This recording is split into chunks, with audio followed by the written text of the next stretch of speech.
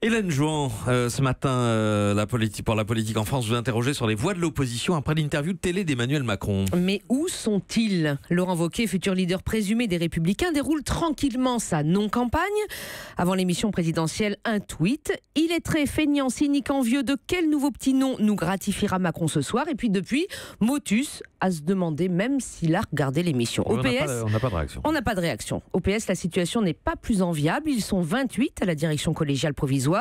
Le temps de faire plouf plouf, ce sera toi qui. On est déjà allé chercher pour réagir l'ex-patron du parti, Jean-Christophe Cambadélis, ou un ancien Premier ministre, Bernard Cazeneuve, tous les deux des hors-jeux de la politique. Au FN, Marine Le Pen, en situation de faiblesse depuis son collapse du face-à-face présidentiel, prépare déjà son prochain débat. Ce sera face à Gérald Darmanin, jeudi soir, sur France 2. Il n'y a donc plus personne pour s'opposer au président. Heureusement, si, Jean-Luc Mélenchon.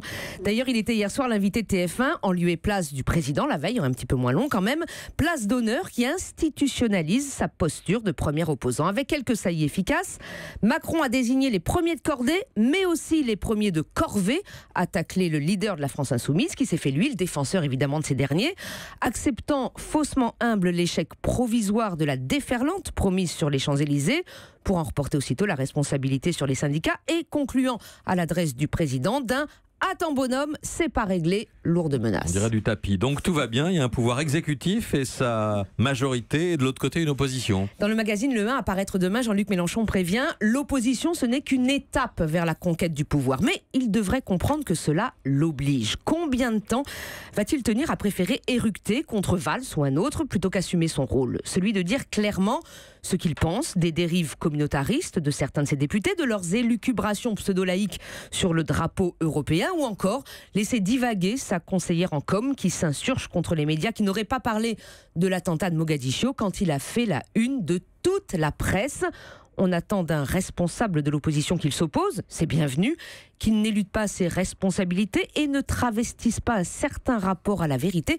Ce n'est pas encore tout à fait le cas de Jean-Luc Mélenchon. Hélène Jouan, Axel. Oui, mais quel orateur.